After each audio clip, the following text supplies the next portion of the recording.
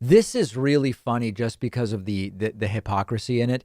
There's a guy who donated more than $2 million to that completely bogus True the Vote campaign to try to take the election back from Joe Biden, despite the fact that Joe Biden won. And now one of these guys wants his money back and says he's essentially been scammed. I'm talking about right wing rich dude Fred Eshelman. Fred Eshelman was convinced after the presidential election that something wasn't right with the results.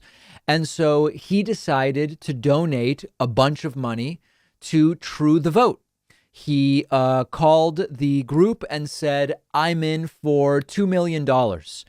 And over the next couple of weeks that followed, Eshelman came to regret the donation, realized that all of these conspiracy theories about rampant illegal voting deserved to be doubted. Yes, they did.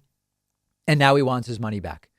And Trump's campaign and the Republican Party in total collected more than $250 million. That's $255 million in 2 months. They said the money would go to legal challenges. They said the money would go to recounts and so on and so forth. Very little of the money did. $76 million that Trump raised for Georgia and for reversing the results of the election didn't go to that. Instead, it went to paying off Donald Trump's campaign debts. And now at least some of these individuals are saying we got scammed and we want our money back. Now, Eshelman has filed 2 lawsuits. In one in federal court has since been withdrawn. The other is still going on in Texas state court. And he is alleging they didn't spend the money on the things they were going to spend the money on. And I want the money back. And at this point, there's a couple different things that I think are relevant to talk about here. First of all, with these types of things, one should never invest more than they are willing to lose. I mean, it's not different than cryptocurrency in a sense. I've held Bitcoin for years at this point, and I consider it speculative. I consider it part of a small portion of my assets that I am putting in what I know to be risky assets. And if it ends up being worth zero, if I get nothing from it, that's sort of part of the game.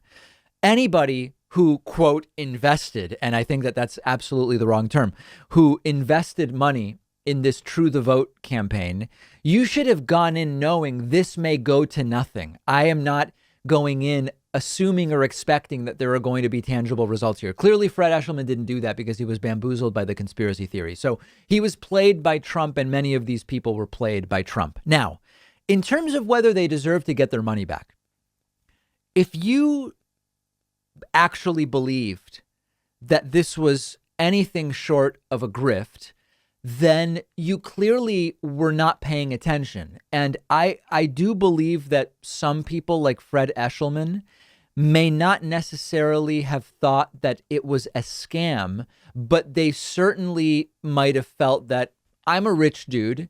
If I throw enough money at a problem, something good is going to happen, because that's how a lot of these rich people operate in the United States. It's just a matter of throwing enough money at it and I can get whatever I want. Okay, maybe some of these claims are exaggerated, but if I give $2 million, 2.5 million people cough up $250 million. If you throw enough money at a problem, we're going to get the outcome that we want, because that's how a lot of these folks now have been conditioned.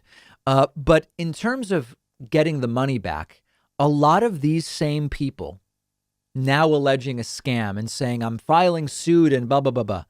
They're the ones who say we can't have a nanny state government. We can't have a nanny state government protecting people from themselves. If people want to smoke, they should be allowed to smoke. If people want 128-ounce sodas, they should be allowed to have them, and it shouldn't be priced a different way or banned or whatever the case may be. And now they're saying something different. Shouldn't, by that very same logic, they be allowed to donate money wherever they want? And then the outcome is the outcome. Caveat emptor, buyer beware. No, now they have a different approach. And I don't know ultimately what's going to happen in court, but it is amazing that, there might be this idea that the only people Trump was able to bamboozle were lower middle class, uneducated, rural folks. No, that's very wrong. Trump also bamboozled rich, upper class folks. And we should never understate the ability of a grifter to grift lots of different people. We'll have more coverage of this on the show's Instagram page. You can find us on Instagram at David Pakman Show. We have a lot coming up today, including some really almost sad segments on Fox News last night, which we'll get to a little bit later today. A lot of the shirts you see me wearing on YouTube are actually made by a company called Teddy Stratford. I love these shirts, and that's why I asked them to be a sponsor of the show. It really is the most innovative shirt you can buy because most slim fit button-up shirts give you this weird stretched out gap in the chest where the buttons are. You don't get that with the Teddy Stratford shirts because all of their shirts come with a patented zipper hidden beneath the buttons, which prevents the chest from stretching apart like that. But most importantly, just overall, it makes the shirt fit much better and look better. The carefully designed shirt is also cut in a way that improves the look of your upper body physique. It has a really nice, elegant, close fit that other shirts don't really give you. It also has a specially designed collar that won't fall down and lay flat, which I love. The difference all around with these shirts really is noticeable. Go check them out at davidpakman.com/Teddy. The link is down below and they'll give you 15% off your first order if you use the coupon code PAKMAN at checkout.